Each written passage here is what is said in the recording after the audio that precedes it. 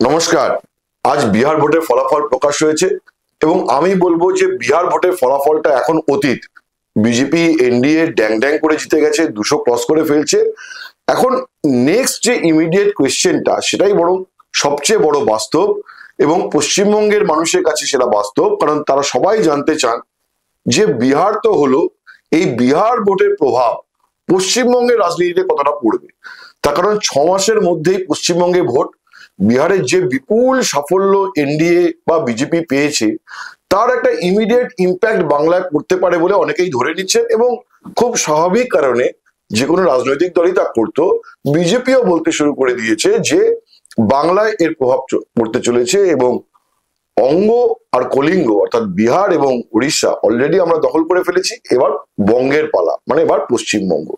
আমি শুধু একটাই রিকোয়েস্ট করব আপনাদের, যে আজকের যে গোটা আলোচনাটা, এই গোটা আলোচনাটা পুরোটা যদি আপনারা ধৈর্য ধরে শোনেন তাহলে খুব ভালো হয় এবং আপনাদের যে মতামত এই আলোচনায় যদি কিছু থাকে আপনারা জানাবেন, তাহলে আমরা সেটা নিয়ে আগামীকাল বা পরশু আমরা সেটা নিয়ে আবার আলোচনায় আসবো। আমার সঙ্গে রয়েছে দ্য ওয়ালের এক্সিকিউটিভ এডিটর অমল সরকার। আমি আগেও বলেছি যে অমলদা দীর্ঘদিন ধরে বিহার পলিটিক্স এর একটা একজন অবজারভার। বিহারে দীর্ঘদিন বিহারে থেকে, পাটনায় থেকে বিহার পলিটিক্স কভার করেছেন। আর পশ্চিমবঙ্গের প্রশাসনিক বিষয় আশয়ে নিয়ে তার যে অবজারভেশন, তার যে সাংবাদিকতা, সেটার একটা বড় অধ্যায় রয়েছে এবং সেটা একটা গৌরবময় অধ্যায় রয়েছে বললেও কম বলা হবে না। সুতরাং আজকে আমরা সামগ্রিকভাবে এই যে ইম্প্যাক্ট, বিহার ভোটের যে ইম্প্যাক্ট পশ্চিমবঙ্গে কি পড়তে পারে তা নিয়ে আলোচনা করব। এখন শুরুতেই অমলদা, আমি বেশি বলছি, শুরুতেই যেটা হলো যে একটা বিষয় আজকে বিহার ভোটের রেজাল্ট বেরোতে সবাই বলছে, তা হলো যে ভোটের ঠিক মুখে সেপ্টেম্বর মাসে এই যে নীতিশ কুমার সরকার মহিলাদের ক্ষমতায়নের জন্য 10,000 টাকা করে যে টাকা প্রত্যেকের ব্যাংক অ্যাকাউন্টে সরাসরি পাঠিয়ে দিলেন এবং 1,23,00,000 মহিলার অ্যাকাউন্টে সেই টাকাটা গেছে, একটা বিশাল সংখ্যক বেনিফিশিয়ারি। সবাই বলছেন যে এইটার কারণে, এবং যেহেতু 12%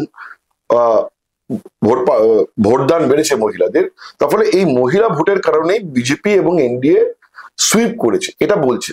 এটা নিয়ে তোমার বক্তব্য তো আমি শুনবই, তার আগে ছোট্ট করে আমরা একটা শুনে নেব খুব কম সময়ের মধ্যে যে জহর সরকার, প্রাক্তন আমলা, পশ্চিমবঙ্গের প্রাক্তন চিফ ইলেকশন অফিসার, যিনি দুটো লোকসভা ভোট করিয়েছেন এবং প্রাক্তন সাংসদ, জহর সরকার এটা নিয়ে কি বলছেন।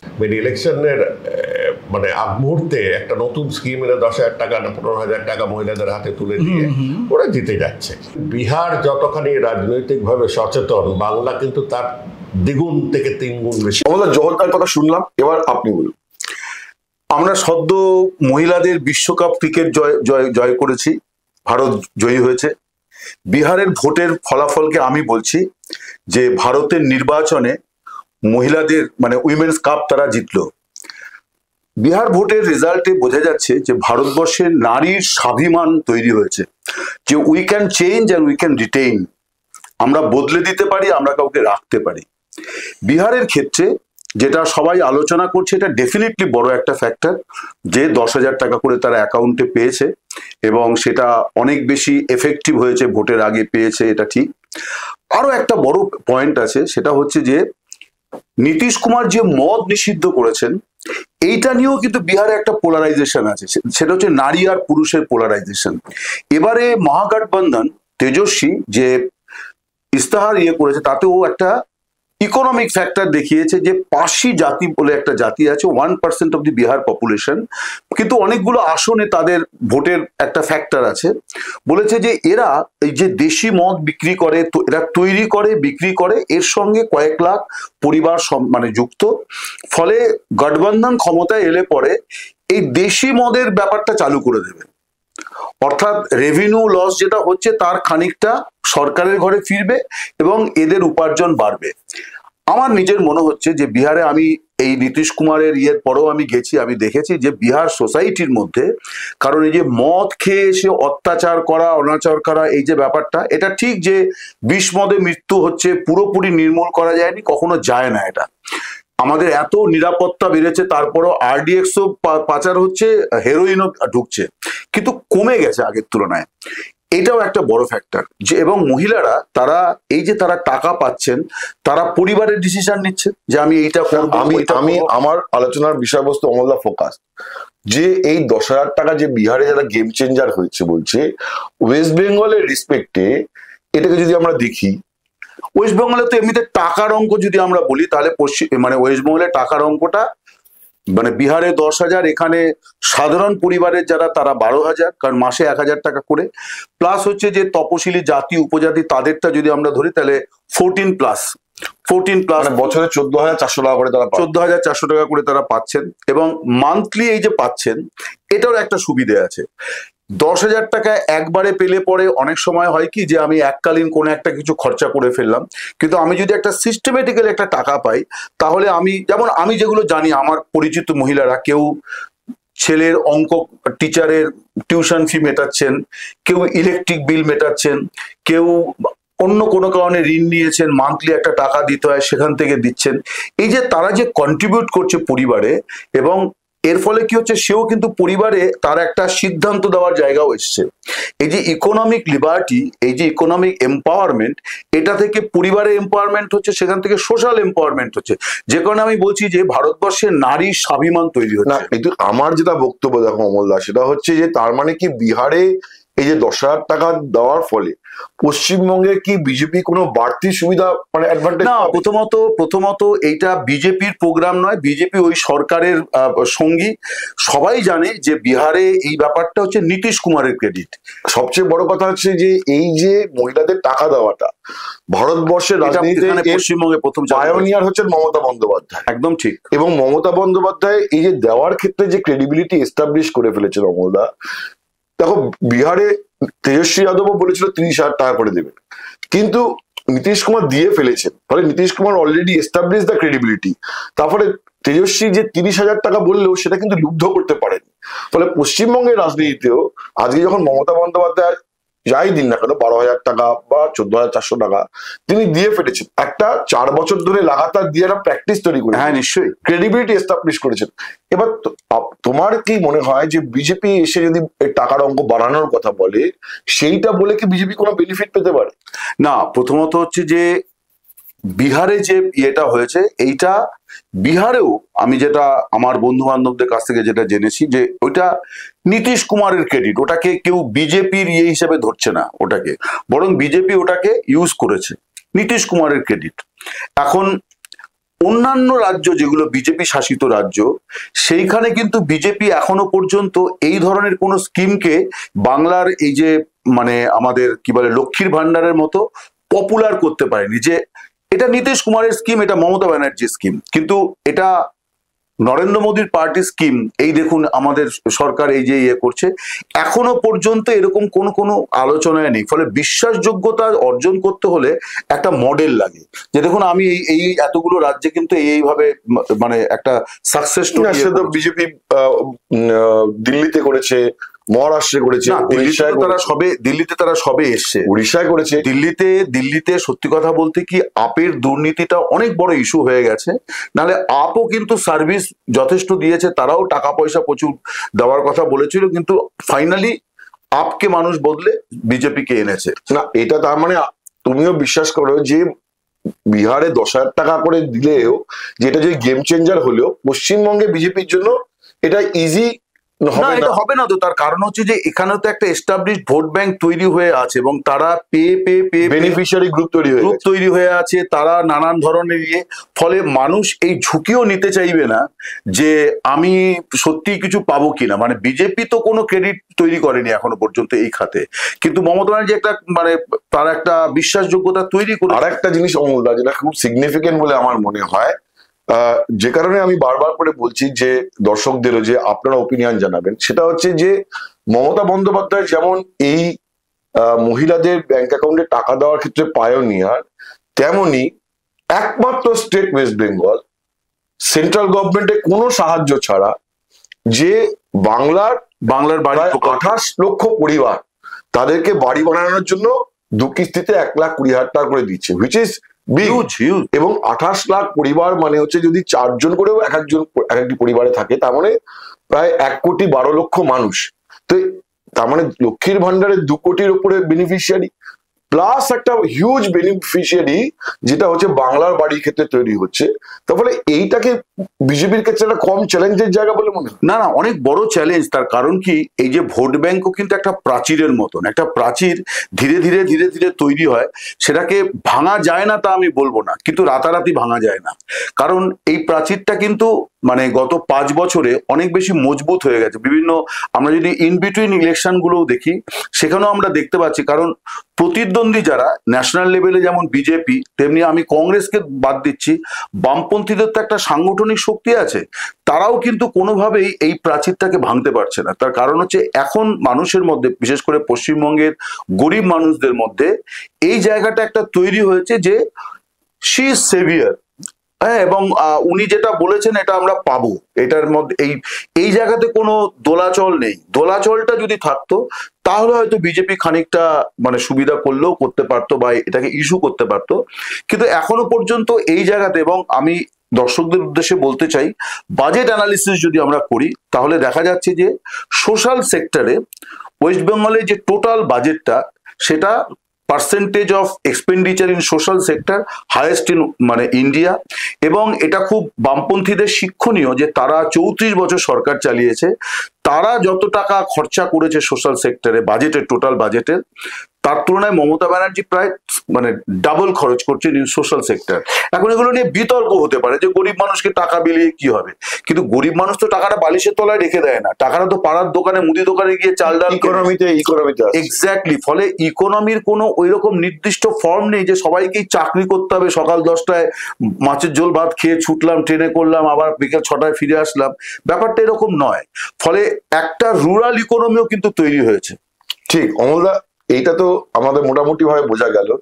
এখন বিহার ভোটে, এই প্রথমবার বিহার ভোটের আগে এসআইআর হয়েছে, স্পেশাল ইন্টেন্সিভ রিভিশন, আর তারপরে দেখা গেল যে রেজাল্ট হলো তাতে বিজেপি মানে ঐতিহাসিক রেজাল্ট। বিহারে এর আগে কোনো পার্টি এরকম রেজাল্ট করে দেখাতে পারেনি। এবং এসআইআর এর পরে যেহেতু বিহারে ভোটটা এবং এই বিপুল রেজাল্ট, বাংলার বিজেপিও এটাতে খুবই উজ্জীবিত। এটা খুব স্বাভাবিক ঘটনা, উজ্জীবিত হবেনি। তো শুভেন্দু অধিকারী বা সুকান্ত মজুমদাররা মনে করছেন যে এই এসআইআর এর ইম্প্যাক্ট তারা পশ্চিমবঙ্গেও পাবেন। আমরা ছোট্ট করে একবার, ছোট্ট 10 সেকেন্ড একবার শুভেন্দু অধিকারীর রিয়াকশনটা একবার দেখে নেব। বিহার হলো অঙ্গ, আমরা হলাম বঙ্গ, উড়িষ্যা হলো কলিঙ্গ। অঙ্গ হয়ে গেছে, কলিঙ্গ হয়ে গেছে, বাকি আছে বঙ্গ। হ্যাঁ, তো শুভেন্দু অধিকারী এই যে রিয়াকশন, আমি যেটা বলছিলাম, যেটা বাট ন্যাচারাল, এটা স্বাভাবিক। কিন্তু আপনিও কি মনে করেন যে বিহারে যে এসআইআর, এবং সত্যি বিজেপি এসআইআর এর জন্য কোনো ফল পেয়েছে কিনা, আর বাংলাতেও এসআইআর হলে তৃণমূলেরই ক্ষতি হবে, বিজেপির লাভ হবে, এইরকম কোনো মানে ব্যাপার আপনার মনে হয়? প্রথমত হচ্ছে যে গত 10-15 বছরে যারা মারা গেছেন তারা সবাই তৃণমূল করতেন। এরকম কোনো সিদ্ধান্ত নেওয়া তো চূড়ান্ত বোকামি যে প্রয়াতরা সকলেই তৃণমূলের ভোটার ছিলেন। আমি একটা উদাহরণ দিই। 2006-এ এখানে বুদ্ধদেব ভট্টাচার্য চিফ মিনিস্টার ছিলেন, ইলেকশন কমিশনার ছিলেন, চিফ ইলেকশন কমিশনার ছিলেন বিবি ট্যান্ডন। এখান থেকে অপোজিশন মানে আজকের শাসক দল এবং অন্যান্য দল, তারা প্রবলভাবে দাবি তুলেছিল যে পশ্চিমবঙ্গে ভুয়ো ভোটার, মৃত ভোটার প্রচুর আছে, এবং এটা নিয়ে এটা কোনো ভুলও ছিল না, অতএব এগুলো বাদ দিতে হবে। বিবি ট্যান্ডন এই প্রথম, নির্বাচন কমিশনাররা, চিফ ইলেকশন কমিশনাররা প্রত্যেকেই তার নিজের সময় কিছু দৃষ্টান্তমূলক কাজ করতে চান। উনি যেটা করলেন, এই প্রথম ইলেকটোরাল রোল ডিভিশন অবজারভার পাঠানো হলো ওয়েস্ট বেঙ্গলে। তার নাম হচ্ছে কেজে রাও, তিনি ইলেকশন কমিশনের একজন রিটায়ার্ড অফিসার। তার নেতৃত্বে একটা টিম এলো ওয়েস্ট বেঙ্গলে যে তারা এই ভোটার তালিকা স্ক্যান করবে। এবং ইলেকশন কমিশনের তখনই একটা সফটওয়্যার ছিল, যে সফটওয়্যারটা ইন্ডিয়ান সফটওয়্যার নয়, যেখান থেকে সিমিলার নাম খুঁজে বার করা যায়। ওরা মানে ডিস্ট্রিক্ট ইলেকশন অফিসে বসে বসে প্রথমত ওদের সামনে ওই জিনিসগুলো করেছিল ইলেকশন অফিসাররা, তার ফলে অনেক নাম ডিলিশন হয়েছে। এবং ওরা কতগুলো বাড়িতে গিয়েছিল, যেখানে এগুলো হচ্ছে ইলেকশন কমিশনের ইন্টেলিজেন্স রিপোর্ট। ইলেকশন কমিশন, আমি সবার উদ্দেশ্যে বলে রাখি, তার অধীনে কোনো ইন্টেলিজেন্স গ্রুপ নেই, কিন্তু সব ইন্টেলিজেন্স মানে agency liable to report election related যে কোনো বিষয়ে। তো ওরা এরকম কতগুলো স্পটে গিয়েছিল যেখানে টিভি ক্যামেরাও গিয়েছিল, যে তারা কোনো প্রুফ দিতে পারছে না, বা বাড়িতে বলছে যে 7 জন ভোটার, তাদের দেখা যাচ্ছে 2 জন মারা গেছেন। ফাইনালি যেটা দেখা গেল যে রিভাইজ যে ইলেকট্রাল রোল বেরোলো তাতে 11 লক্ষ ভোটার বাদ গেল। এবার সবাই তখন সিপিএম এর রাজ্য সম্পাদক অনিল বিশ্বাস বেঁচে, উনি 2006-এর ভোট অব্দি বাঁচেননি, ফেব্রুয়ারি মাস নাগাদ উনি প্রয়াত হন। আমি এটা বলছি ডিসেম্বর জানুয়ারির কথা। একদিন বিকেলবেলা অনিল বিশ্বাসের কাছে সবাই গেছে এটা নিয়ে রিয়াকশন নিতে যে সিপিএম এর তো তাহলে মানে পতন অবশ্যম্ভাবী, 11 লাখ ভোটার মানে একটা বিশাল ব্যাপার। তা উনি যেভাবে কথা বলতে সেভাবে উনি বললেন যে আপনারা বোধহয় ভাবছেন আমাদের কপাল পুড়ল, কিছুদিন অপেক্ষা করুন, ভোট তো কাছেই, সবাই আমরা জানবো কার কপাল পুড়ল। তো কপাল কার পুড়েছিল না, বামফ্রন্ট 238 সিটে জিতেছিল, ওটাই বামফ্রন্টের হাইয়েস্ট রেজাল্ট, রেকর্ড। তাহলে 11 লাখ ভোটার যখন বাদ গেল, তারপরে শাসক দল 238 আসনে জিতলো আউট অফ 294। মানে তুমি কি বলতে চাইছো যে এসআইআর হলে শাসকেরই লাভ হয়, আমি ইনকামবেন্ট পার্টিরই লাভ হয়? আমি বলছি যে দুটো পরপর, মানে পশ্চিমবঙ্গে সিপিএম এর লাভ হয়েছিল, বিহারে শাসক দল বিজেপি এবং জেডিইউ লাভ হয়েছে, পশ্চিমবঙ্গে তৃণমূলের হবে না, এটা আমি ধরে নেবো কি করে? মানে যে নামগুলো বাদ যাবে তার মধ্যে তারা বিজেপি সমর্থক, আমি তাদের সবাইকে ভুয়ো বলছি না, কিন্তু তারা বিজেপিকে ভোট দিত না, তারা সিপিএম কে ভোট দিত না, তারা কংগ্রেসকে ভোট দিত না, এটা কি করে ধরে নেওয়া যাবে? খুব খুব খুব একটা ইন্টারেস্টিং অবজারভেশন অমলদা জানালেন যে এসআইআর এ কিন্তু পশ্চিমবঙ্গে এখনো পর্যন্ত বলা যাচ্ছে না তৃণমূলেরই ক্ষতি হবে, উল্টা হয়ে যেতে পারে। অতীত দৃষ্টান্ত তাই বলছে, অতীতে বামেরা সুবিধা পেয়েছিলেন, আজকে যেমন দেখা যাচ্ছে যে বিহারে ড্যাং ড্যাং করে নীতিশ কুমার এবং বিজেপি তা একটা এসআইআর এর পরে যে একটা বিপুল জয় তারা পেয়েছে। তো আমি আবার ওইটাতে ফিরে আসি অমলদা, যে আলোচনা দিয়ে আমরা শুরু করেছি এবং যে ওই আলোচনাতেই আমরা থাকতে চাই, যে বিহারের ভোটের ফলাফল পশ্চিমবঙ্গে কতটা পড়বে। আজকেও আমরা আলোচনা বারবার বিভিন্ন টিভি চ্যানেলে আমরা দেখতে পাচ্ছি, বা আমিও একটা দুটো সংবাদ মাধ্যমে সকালবেলা থেকে বসেছিলাম, একই কোয়েশ্চেন আমাকে করা হয়েছে যে মুসলিম ভোট, এই যে সীমাঞ্চল মানে বাংলা লাগোয়া বিহারের যে অংশ, কিষানগঞ্জ, পূর্ণিয়া, আরারিয়া যে অঞ্চলটা, যেখানে মুসলিম জনভিত্তি, সংখ্যালঘু জনভিত্তি খুব জোরদার, সেখানে দেখা যাচ্ছে যে বিজেপি বা এনডিএ সংখ্যাগরিষ্ঠ আসনে এগিয়ে আছে 25টা আসনের মধ্যে, এবং তুলনায় আরজেডি বা কংগ্রেস এদের খুব খারাপ অবস্থা।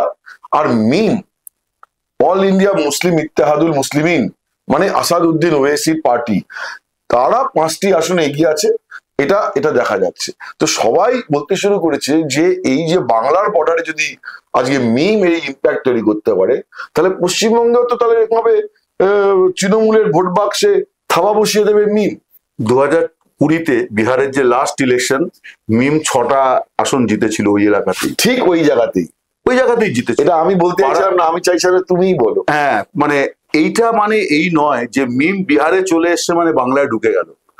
তারপরে তারা মুর্শিদাবাদ, মালদা, মূলত এই দুটো জায়গাতে অনেক চেষ্টা করেছিল, ভোটের আগেই পালিয়ে যায়। এখানে আবার একটা মানে বাঙালি অবাঙালি ব্যাপারও আছে। মিম এসেনশিয়ালি উর্দু স্পিকিং মুসলিমদের কাছে তার একটা প্রভাব আছে, এ নিয়ে কোনো সন্দেহ নেই।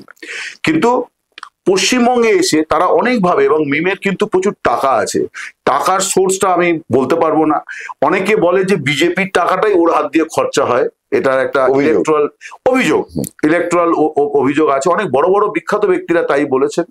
তো আমি জানি না, প্রচুর টাকা পয়সা আছে দলটার, কিন্তু টাকা পয়সা তারা ছড়িয়েছিল, কিন্তু তারা কিন্তু কোনো সুবিধা করতে পারেনি। ফলে মিম বিহারে সাকসেসফুল হয়েছে মানে এখানে হবে এই সম্ভাবনা কিছু নেই। 2 নম্বর হচ্ছে বিহারে একটা সমস্যা হচ্ছে, বিহারে মুসলিমদের যে সেভিয়ার, নীতিশ কুমারও কিন্তু সেভিয়ার, যেমন লালু প্রসাদ সেভিয়ার, রক্ষাকর্তা মনে করে মুসলিমরা, তেমনি নীতিশ কুমারেরও আছে। নীতিশ কুমারের কিন্তু কোনো অ্যান্টি মুসলিম বিষয় নেই।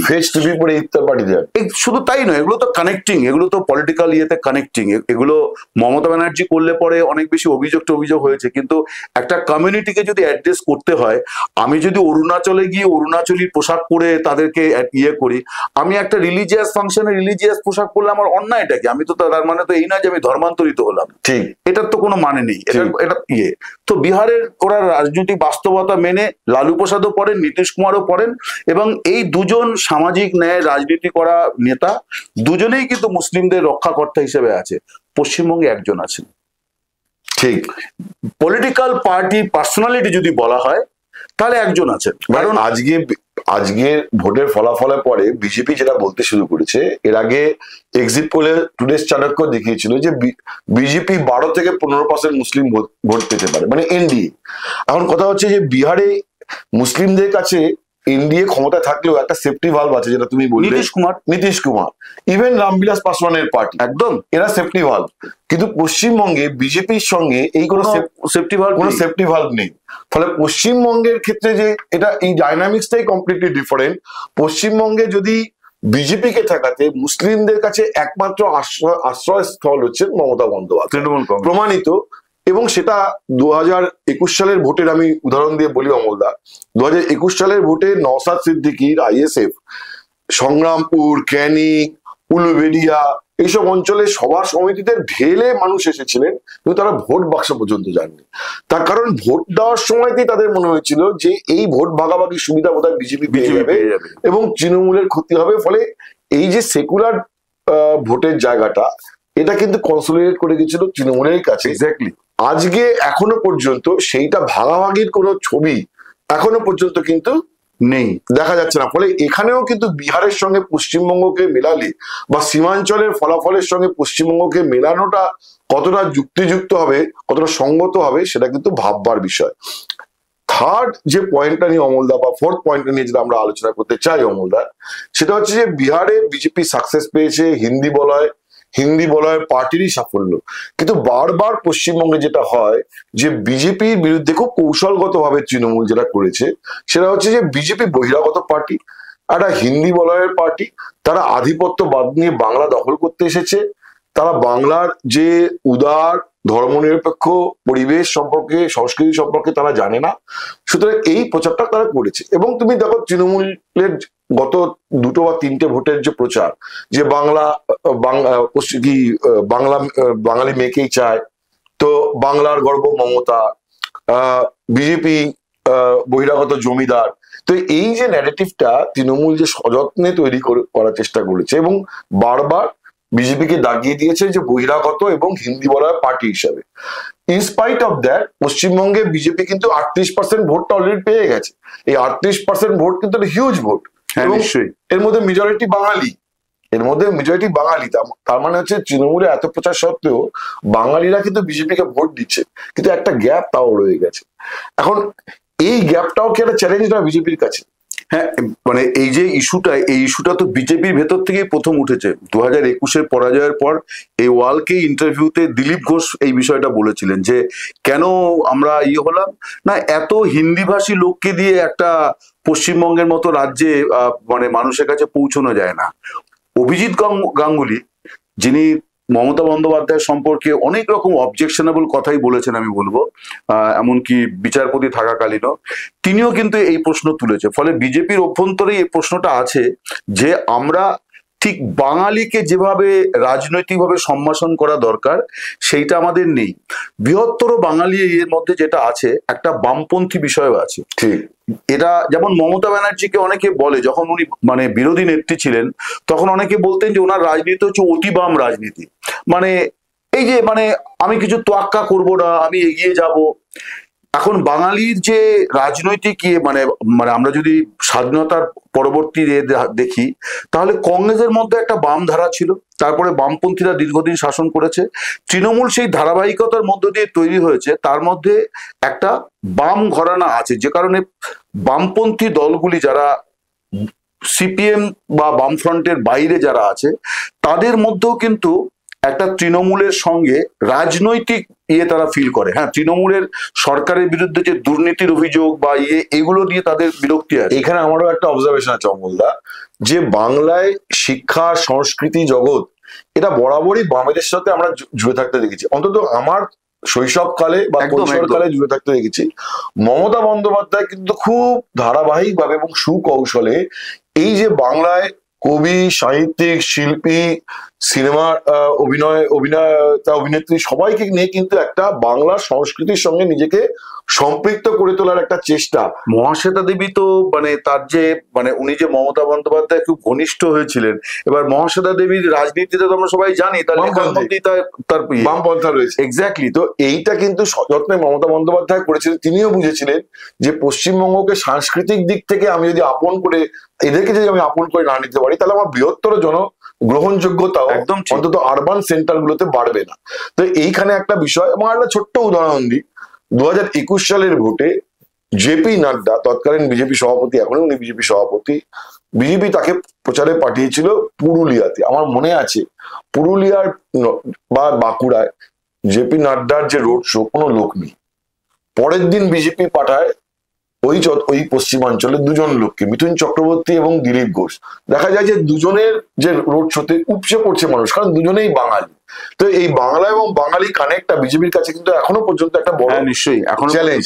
পশ্চিমবঙ্গের দায়িত্বে থাকা বিজেপির নেতারা সব হচ্ছে হিন্দিভাষী, সে ভূপেন্দ্র যাদব হোক, সে অমিত মালবিয়া হোক। এবং এই মানে জনগণমন নিয়ে বিজেপির সাংসদ প্রশ্ন তুলে দেওয়ার পর এটা তো আরো বেশি আমি দেখছি যে জনগণমন তো আমাদের জাতীয় সঙ্গীত বলে যখন তখন বাজানো যায় না, কিন্তু এই যে বিতর্কটা দুজন তুলেছে, আমার সোনার বাংলা নিয়ে তুলেছেন অসমের মুখ্যমন্ত্রী, সোশ্যাল মিডিয়াতে যদি আমরা দেখি তাহলে বিভিন্ন জায়গায় মানুষ 5 জন মিলে গাইছে গানটা, ভিডিও করে সোশ্যাল মিডিয়ায় দিচ্ছে।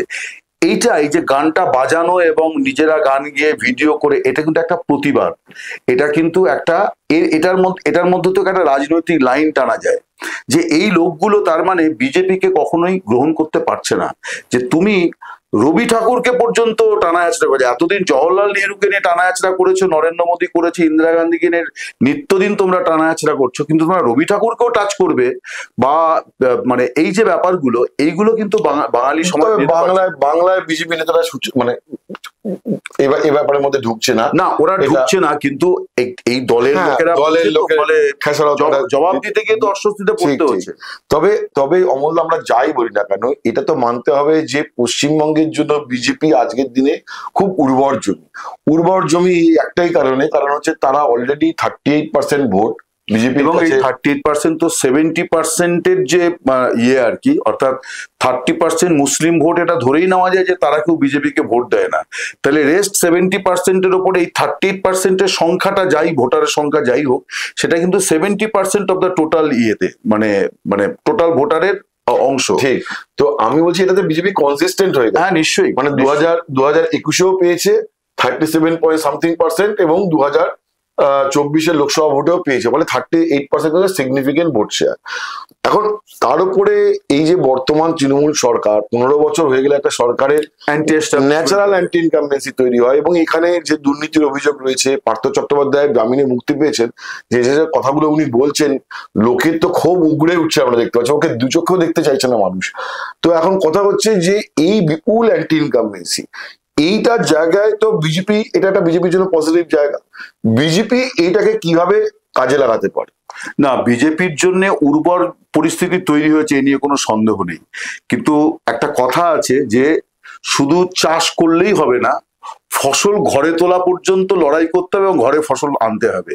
আর আমরা যদি বিহারের রেসপেক্টে আজকে এটা আলোচনা করি, তাহলে বিজেপি কি বিহারকে এই যে 20 বছর ধরে ইন্ডিয়া ক্ষমতায় রয়েছে এমন চকচকে বা উজ্জ্বল করে দিয়েছে? না, সেটা যে যার নমুনা বাংলায় রেখে বলতে পারে দেখো আমি সোনার বিহার বানিয়েছি, তাহলে সোনার বাংলা বানিয়ে দেবো। না, এটা তো নেই, 1 নম্বর। 2 নম্বর, আমি যেটা বলছিলাম, ইলেকট্রাল ব্যাটেলে শুধুমাত্র ইস্যু দিয়ে বা সুবিধা দিয়ে, যেটা বলছিলাম না, ফসল কেটে ঘরে তোলা পর্যন্ত হচ্ছে কিন্তু চাষ। মানে আমি গিয়ে বীজ পুঁতে দিলাম, জল দিলাম, এইটুকু করলে হবে না, ঘরে নিজের ফসল আনতে হবে। এটার জন্য সংগঠন লাগে। সেইখানেও কিন্তু তৃণমূলের তুলনায় বিজেপি অনেকটা পিছিয়ে আছে এখনো পর্যন্ত। আমরা ওই বিএল এর সংখ্যা থেকে কিন্তু এই জিনিসটা বোঝা যাবে না। On the day of poll এবং যত নির্বাচন এগোবে তত এই মানে সংগঠকদের ধরে রাখা এবং তাদেরকে নির্বাচনের দিন সেইভাবে মানে ফাইট করানো, এইটা এখনো পর্যন্ত অপোজিশনে কেউই করতে পারেনি, যেটা তৃণমূল সারা বছর ধরে, এবং এটা বামপন্থীদের মানে একটা ধারাবাহিকতা আমি বলবো, এই সাংগঠনিক কালচার যেটা রাজনীতিতে, এটা বামপন্থীরা অনেক বেশি মজবুত ভাবে করেছিল এবং সেটা তৃণমূল ধরে নিয়েছে, যার ফলে সিপিএমও কখনো তৃণমূলকে টেক্কা দিতে পারছে না, তার কিন্তু সেও এই সাংগঠনিক শক্তি দিয়েই টিকে ছিল। বিজেপির জন্য বিহারের রেজাল্ট ডেফিনেটলি, তারা আসাম দখল করেছে, তারা নবীন পট্টনায়ককে হারিয়েছে, তারা বিহারে ক্ষমতা ধরে রাখলো, শুধু ঝাড়খণ্ডটা মিস হয়ে গেছে, চারধারে বিজেপির এটা ঠিক পদ্মবন তৈরি হয়েছে। কিন্তু পশ্চিমবঙ্গে আমি বলবো যে এই একটা জায়গাতে বিরাট ঘাটতি এখনো বিজেপির আছে, সেটি হচ্ছে যে সারা বছরের রাজনীতিতে তারা কলকাতায় মিটিং মিছিল, ওই শুভেন্দু অধিকারী, সুকান্ত মজুমদার, এটা আমরা দেখি, পাড়ায় পাড়ায় তৃণমূলের বিরুদ্ধে টক্কর দেওয়া, যে সমস্যাটা সিপিএমও আছে। সিপিএম কোনো কিছু করলে বছরে একবার করে ব্রিগেড দেখায়, ব্রিগেডের শক্তি দেখিয়ে লাভ নেই, বুথের শক্তি, এই যে ব্রিগেড বনাম বুথ, এইটা কিন্তু রাজনীতির খুব গুরুত্বপূর্ণ বিষয়। ব্রিগেড এই দুর্দিনও সিপিএম ভরিয়ে দিচ্ছে, সবাই ভাবছে সিপিএম এর পুনর্জাগরণ হয়ে গেছে, কিচ্ছু হয়নি, কিচ্ছু হয়নি। ৮০-৮৪ হাজার বুথ, প্রত্যেক বুথ থেকে 10 জন 12 জন এলাকা থেকে লোক আনতে পারলেই ব্রিগেড ভরে যায় না, ব্রিগেড এখন ছোট হয়ে, তার মানে না, আমি বলছি তার মানে তুমি বলছো যে আমি যেটাই ফিরে আসতে চাইছি সেটা হচ্ছে যে প্রতিষ্ঠান বিরোধিতা রয়েছে, কিন্তু বিজেপির কাছে মেজর চ্যালেঞ্জের জায়গা হচ্ছে, যেটা তুমি অর্গানাইজেশন বললে, আমি বলতে চাইছি মেজর চ্যালেঞ্জের জায়গা কনভিনসিংলি বাংলার মানুষকে বোঝাতে হবে যে বিজেপির বিকল্প উন্নয়নের মডেল কি, বাংলায় বিজেপি ক্ষমতা এলে কি কি করতে পারে, এবং সেটাকে এমন ভাবে বলতে হবে যাতে করে মানুষের কাছে কনভিন্সিং হয়। মানুষের কাছে বিশ্বাসযোগ্য না হলে এই প্রতিষ্ঠান বিরোধিতার পুরো সুযোগও কিন্তু খুব পাবে না। তার অলরেডি কিন্তু বিজেপি অ্যান্টি তৃণমূল ভোট পশ্চিমবঙ্গে কনসলিডেট করে গেছে অনেকটাই বিজেপির দিকে। তার ফলে এরপরে যদি icing on the cake further গ্রোথের জন্য একটা ট্যাঞ্জিবল, কারণ বাংলার মানুষের ডেভেলপমেন্টের খিদে আছে, বাংলা মানুষের আরো বেশি কর্মসংস্থানের খিদে আছে, আরো বেশি উন্নতি বাংলার হোক, সেই খিদেটা আছে। সেই খিদেটাকে পূরণ করার জন্য নরেন্দ্র মোদীকে বা অমিত শাহদের বা জেপি নাড্ডাদের বা দেখাতে হবে যে তারা অ্যাকচুয়ালি সত্যি বাংলায় কি করতে পারেন, এবং সেটাকে বাংলার মানুষের কাছে বিশ্বাসযোগ্য হতে পারে, হ্যাঁ শুনে মনে হতে পারে যে ওরা সত্যিই করবে। এরপরে আমাদের লাস্ট পয়েন্ট যেটা দিয়ে আমরা শেষ করবো সেটা হচ্ছে যে ধর্মীয় মেরুকরণ। বিজেপি আজকে বলেছে, নেতারা, আমার অনেকের সাথে কথা হয়েছে বিহার রেজাল্টের পর, যে তাদের বক্তব্য শুধুমাত্র মহিলা ভোট নয়, অপারেশন সিঁদুরের পর, অতীতে পুলওয়ামার পর বা তারপরে এখন অপারেশন সিঁদুরের পর বিহারে অনেক বেশি হিন্দু ভোট পোলারাইজড হয়েছে, এবং আজকের ভোটে দেখা গেছে যে যাদব ভোটের যে লালু প্রসাদের স্ট্রং হোল্ড, সেই যাদব ভোট বিজেপির দিকে আসছে, অতি পিছড়া এসসি এসটি ওবিসি দলিত সব ভোট বিজেপির দিকে হিন্দুত্বের নামে আসছে, মানে ইন্ডিয়ার দিকে গেছে। এখন পশ্চিমবঙ্গের জন্য তো এটা একটা পজিটিভ যে বিজেপি কিন্তু পশ্চিমবঙ্গে এবার বিজেপিও মনে করছে এবং তৃণমূলও আশঙ্কা করছে যে পশ্চিমবঙ্গে কিন্তু এবার পোলারাইজেশনটা স্যাচুরেশনের জায়গায় চলে যাবে। হ্যাঁ নিশ্চয়ই, কারণ 15 বছরের শাসন, তার যে অ্যান্টি এস্টাবলিশমেন্ট ইস্যুগুলো আছে সেইগুলো, প্লাস হিন্দুত্ব, কিন্তু আমার মনে হয় যে এখনো ডেভেলপমেন্ট মানে পশ্চিমবঙ্গকে তারা ঠিক কিভাবে মানে শেপ দেবে, এই জায়গাটা, যেটা মমতা ব্যানার্জি কিন্তু 2011 এসে সাকসেসফুল হয়েছেন, কিন্তু তার আগে দীর্ঘদিন ওনার Bengal package and Bengal model, Bengal package ছিল হচ্ছে দিল্লি থেকে আদায় করা। যখন উনি অপোজিশনের নেত্রী তখন উনি দিল্লি থেকে আদায় করার জন্য এই ইস্যুগুলো রেজ করেছিলেন যে আমার রাজ্যে এটা চাই। আর বেঙ্গল মডেল যেটা উনি করেছিলেন যে আমরা ক্ষমতায় এলে আমরা এই জিনিসটা করব।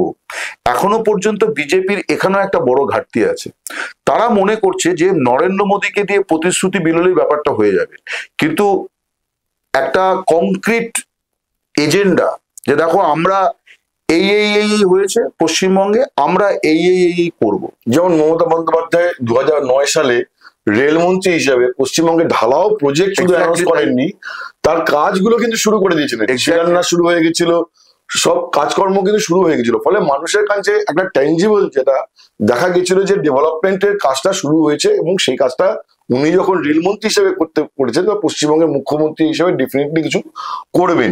কিন্তু ফিরে আসি ধর্মীয় মেরুকরণের প্রসঙ্গ, হ্যাঁ ডেফিনেটলি এই ভোটে মেরুকরণটা স্যাচুরেশনের জায়গায় চলে যেতে পারে এবং পশ্চিমবঙ্গে বামেদের ভোট আরো ক্ষয়িষ্ণু হয়ে যাওয়ার আশঙ্কা রয়েছে।